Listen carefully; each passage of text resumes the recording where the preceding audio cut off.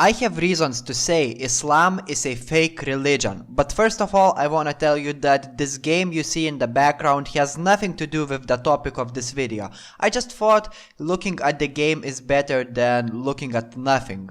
And if you are Muslim, then don't rush to press that dislike button, because if you answer every single question I have in this video, then I will convert to Islam, I swear. But there has not been a single Muslim who could do it. I also think that most Muslims are very good people. I respect them and I like talking to them, which brings us to the question, why am I even making this video? Let me start by introducing myself. So I was born in this little Eastern European country called Lithuania, where believers of Islam make up only 0.1% of the population.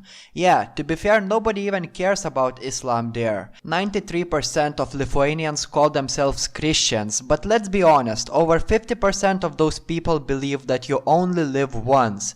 But I was born and raised in a Christian family, and in 2015 I met my first Muslim friends online. They were extremely friendly. In fact, back in 2015 they were my best friends. But one day we started fighting. They tried to convince me that Islam is the right religion, and I tried to convince them that they are wrong. But back then I knew nothing about this religion, so I couldn't defend my opinion. Which brings us to the year 2020. 9 months ago I found this beautiful online girlfriend, but the catch is she's Muslim. That's when I became interested in this religion.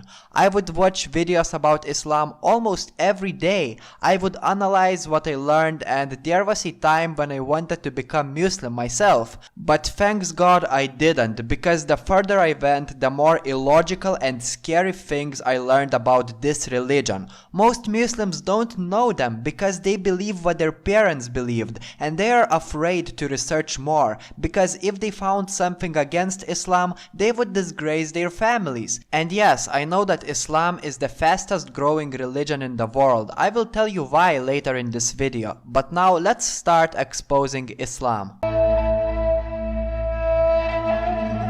So, the Quran is a holy text of Islam. The Quran functions similarly to the Bible, but Muslims believe that the Quran is a direct spoken word of Allah. And by the way, Allah means God in Arabic. By the end of this video, you will know why the Quran is not a direct word of God. But first, let's take a look at how the Quran was written. So, back in the 7th century, there lived this guy by the name of Muhammad. And long story short, one night Muhammad was praying to Allah, and boom, the angel Gabriel is in front of him. Muslims believe that the angel dictated the word of God to Muhammad, who couldn't read. Yes, that's right, he couldn't read, so the Quran was written down and memorized by people around him. Okay, first of all, did you know that it was a late night when Muhammad saw the angel? Some people think he was asleep, and we call it dreaming. Muhammad would praise people who memorized the Quran and encourage everyone to do so. Only when Muhammad died, his followers decided to compile all the Quran verses and turn them into one book. Most people wouldn't trust something gathered by different people over many years. The Quran was written from the memories of Muhammad's followers, and of course they couldn't memorize an entire text word by word, which contradicts the common Islamic belief that Allah's word cannot be changed. It's a fact that the Quran was written by multiple people over many years, and there are currently over 30 different versions of the Quran. I mean 30 different Arabic versions of the Quran, not translations. The reality is that most Muslims don't even know it. Just Google it if you don't believe me. If you still believe the Quran is a word of God, then tell me which version out of 30 different versions is the right one. Exactly, it's impossible that the Quran is a direct word of God. And if you are Muslim, then I'm sorry to tell you, but you've been lied to. But that's not everything I have to tell you about the Quran. Did you know that this book has been corrupted by people? Just take a look at this short video clip. It is he who made the sun a shining light, and the moon a light, and determined for it phases, that you may know the number of years and account of time. Allah has not created this except in truth. He details the signs for a people who know. chapter 10, verse 5. The original Arabic text calls the moon a nur. Nur means simply light. Let's look at regular, old, classic translations of this verse. As you can see, the classic translations accurately translate that part of this verse, in which the sun is a shining light, a shining object, and the moon is a light. These translations are still honest, because back then we didn't care much about reality and science. But now let's come to a more modern translation. It is the first English Quran translation that you find when you Google Quran. It is He who made the sun a shining light, and the moon a derived light, and determined for its phases. Whoa, do you see that? It says derived light, or a reflected light, although it doesn't say such a thing in the original verse. It just says nur, and the word nur means simply light. But the Sahih International Translation adds its own words to the verse and calls it a reflected light or a derived light. This is not even in brackets or anything, it's directly inserted in the verse and changes the Quran. Isn't this a corruption of the Quran? You can follow this guy on YouTube, the link is in the description. The Quran also claims that the earth is flat and that there are just two genders, even though there are people born with both genitals or even without any genital organ. If you don't believe me, there's a video in the description of a teenager who's born with no sexual organ. You can find even more illogical things about the Quran if you start analyzing this religion beyond Muslim people, because real Muslims will defend the Quran no matter what. Now let's talk about the pioneer of Islam, your lovely Prophet Muhammad. He did not act like a real prophet. In fact, most Muslims don't know some of the most disgusting facts about his life. Why don't they know it? Because again, most Muslims don't even want to research their religion. They believe everything their parents believed. But don't worry, I'm gonna tell you something very interesting about Muhammad. Did you know that Islam grew rapidly not because people wanted to worship Allah? It grew rapidly because of all the bloody measures Muhammad used to get new followers. It was like, "Hey, would you like to become a Muslim? No, thanks. Join me or else I'm gonna kill you." Okay, I'm joining you. isn't it weird how Islam is a religion of peace, but the prophet of this religion wasn't peaceful? I present to you a Dr. Philips Peters. He has more than 40 years worth of experience in religious studies. This is what he has to say about the Prophet Muhammad. Muhammad was not a nice person. Nice people do not put people to death for criticizing them.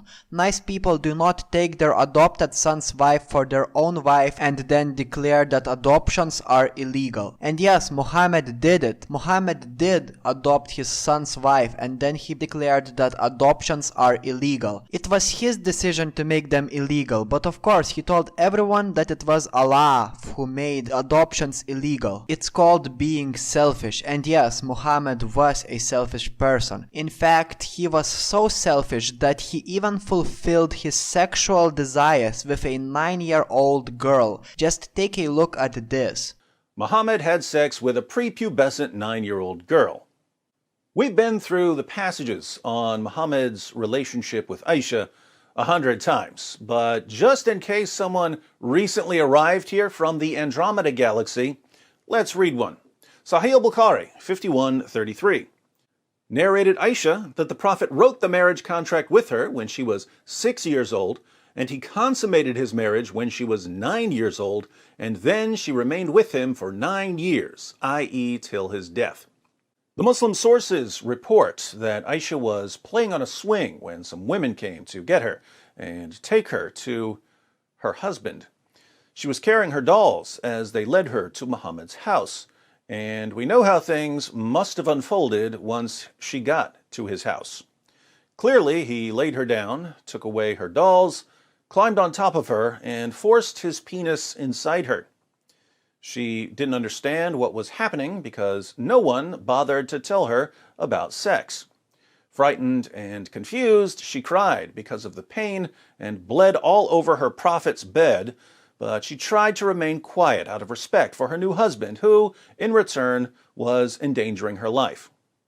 Muhammad was more than 50 years old when he forced his penis inside his prepubescent 9-year-old child bride. You can find a link to this video in the description, and I do recommend watching it. Did you know that once Muhammad said, when you eat, do not wipe your hands till you have licked it or had it licked by someone else? I don't know about you, man, but I find it disgusting. You know, I don't wanna roast this man anymore, but I'm very surprised there are so many blind believers who follow this man and they don't even know much about his life. And if you still think that Muhammad was the greatest man alive, I'm sorry to tell you, but you're stupid. You know, Muslims trust their scholars and leaders very much, but what if I told you that most of them intentionally lie? You would probably say, prove me. Okay, let me prove you. There's an example. This is Dr. Zakir Naik. He is one of the most popular leaders of Islam. Hundreds of people converted to Islam because of his convincing speeches. Even I was very close to becoming a Muslim myself because of this man. But one day I found out that he's a liar. Almost everything he says is copied from other Muslim apologists. Just take a look at this example. And that book of Jonah is 1 page. Book of Jonah less than 2 pages. When they threw Jonah overboard, was he dead or was he alive? When Jonah was thrown overboard, was he dead or alive? The storm subsides and a fish comes and gobbles him up. A fish comes and gobbles him up. Dead or alive? When the fish swallows him up, was Jonah dead or alive? On the third day, the fish vomits him on the seashore. Dead or alive? The fish vomits him out. Jonah comes onto the shore. Was he dead or alive? If he died, no miracle. If he dies, no miracle. Alive, alive, alive, alive. Alive, alive, alive, alive, alive. So it's a miracle of a miracle of a miracle. Miracle of a miracle of a miracle of a miracle. And I found 3 other modern Muslim apologists on YouTube who copy the same thing and pretend to be smart. Many Muslim scholars even mentioned that the Prophet Muhammad was in the Bible. I know the Bible because I was raised in a Christian family and I can confirm that there's no Muhammad in the Bible. Why? Because he's the false prophet. Muslims believe that Muhammad was the final prophet, and if you Google the last prophet in the Bible, it won't be Muhammad. And I'm not even defending the Bible, I talk from an atheist's perspective. I also want to mention that penis circumcision is necessary according to the Quran, and some Islamic scholars say that parents who circumcise their children will get their happiness in return. So let's see how happy are circumcised Muslims. I'm a Muslim. Circumcision is genital mutilation. If foreskin wasn't necessary, man would have born without it. I'm so mad because my parents circumcised me and didn't give me any choice. It's my organ, and no matter religion, I would like to make my choices. I'm a Muslim, by the way. Yeah, parents who circumcise their children will get happiness in return, that's for sure. You know what's funny? Most Muslims believe in bullshit their leaders say, even though they intentionally lie. And if you can't trust the leaders of your religion, can you trust the religion itself?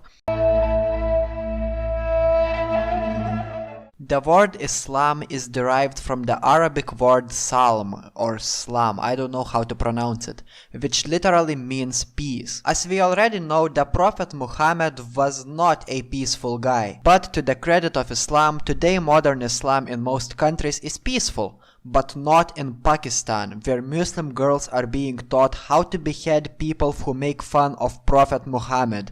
Take a look.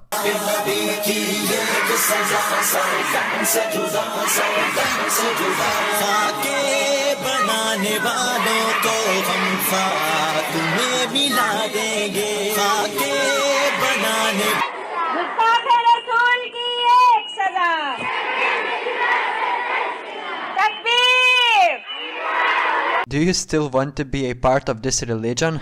Also, please, someone tell me why when Christians or Hinduists leave their religions, people are like, okay, it's your choice. But when a Muslim leaves Islam, everyone wishes to see him dead. I will show you a video of this ex-Muslim girl who decided to stop wearing hijab, and take a look at what Muslims think about her decision not to wear hijab anymore. Slowly you will be a porn star. Dina didn't get banged enough when she was young. Now she's opening up sexually. I've seen this too many times. Dog. I hope you and your family all die painfully and slowly. Absolute disgrace. Disgusting. Dina looks like an old witch. She has aged. She a fat whore with a grommet nose. You took the hijab off, now you're doing horse riding. Next step sure would be...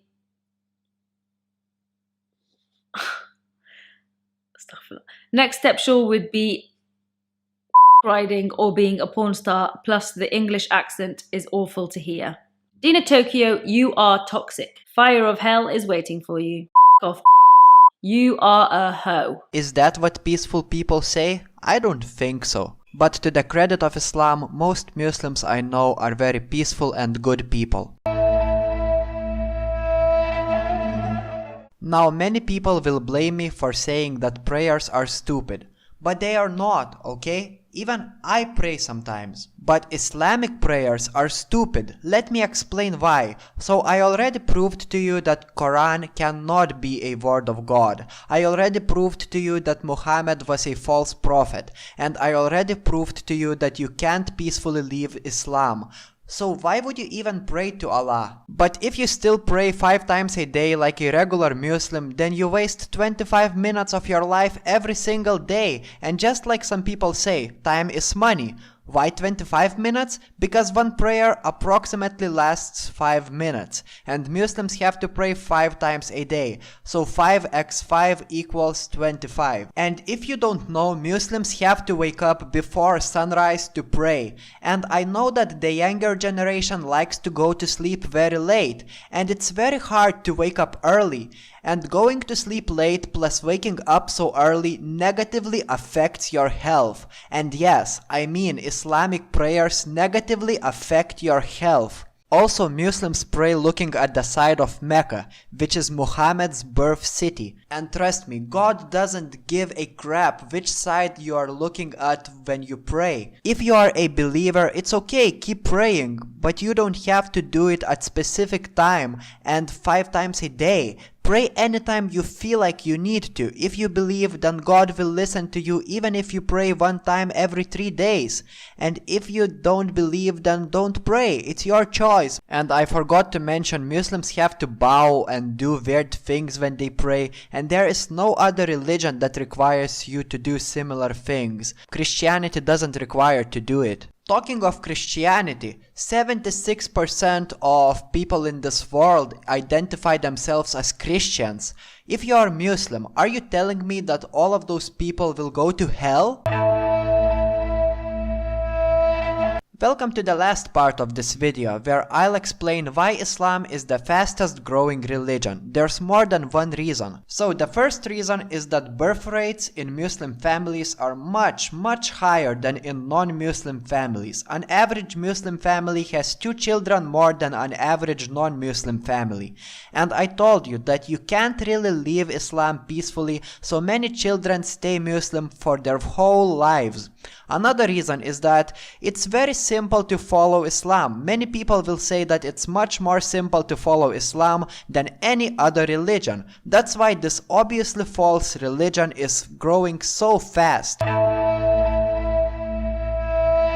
After watching this video, do you still want to fast and walk hungry and thirsty during Ramadan for Allah? Do you still want to cover your hair for Allah? Do you still want to read the Quran every day for Allah? I don't think so. If you want, then try to convince me that Islam is the right religion, and if you do, I will gladly accept your religion. It took me 8 months to gather all of this information, and if you want to support me, subscribe to this channel. Just keep in mind that I like to swear a lot in my videos, like a lot. Now I'm gonna take a couple days off from YouTube and see you guys later. Bye!